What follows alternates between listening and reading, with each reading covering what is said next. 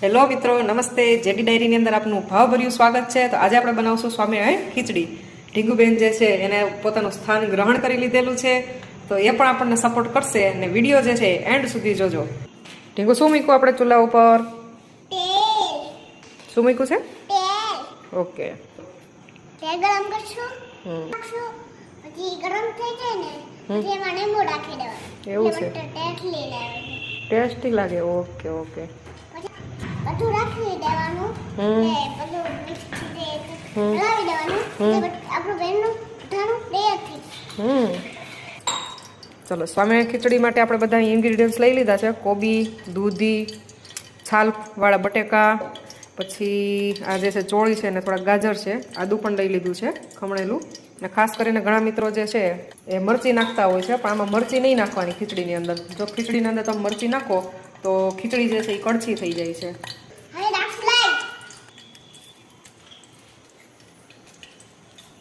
Okay, હવે શું કરશું ઢીંગુ? શેમાં? ઓકે, હવે આ તેલ આવી ગયું, બધા મસાલા નાખશું.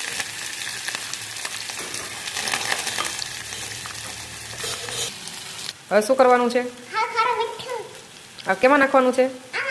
ઓકે, હવે શું નાખવાનું છે? ઓકે ઓકે, નાખો દો. શું નાખવાનું?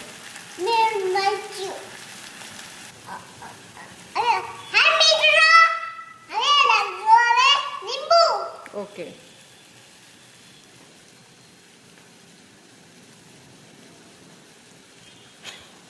મસાલાને જે છે એ તેલની અંદર સરખી રીતે પાકવા દેશું.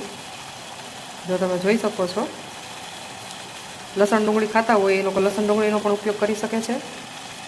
આપણે અહીંયા જૈન એટલે કે સ્વામિનારાયણ ખીચડી બનાવેલી છે. શું નાખવાનું છે? ઓકે, ખીચડી જે છે એ અડધી કલાક અગાઉ આપણે પલાળી આપી હતી.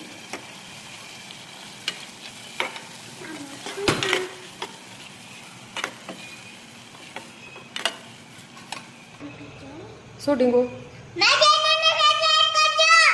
ઓકે, હવે ઢાંકણ જે છે દઈ દેશું. તો મિત્રો, ખીચડી થઈ ગઈ તૈયાર. તો હાલો બધા જમવા. જો હાલો ભાઈ, ખીચડીને આપણે ભગવાનને ધરી દીધી. હાલો, ફૂંક મારીને ખાધો, ધુવાડે નીકળે છે ભગવાન. વિડીયો ગમ્યો હોય તો લાઈક, શેર અને સબસ્ક્રાઈબ કરી દેજો મિત્રો.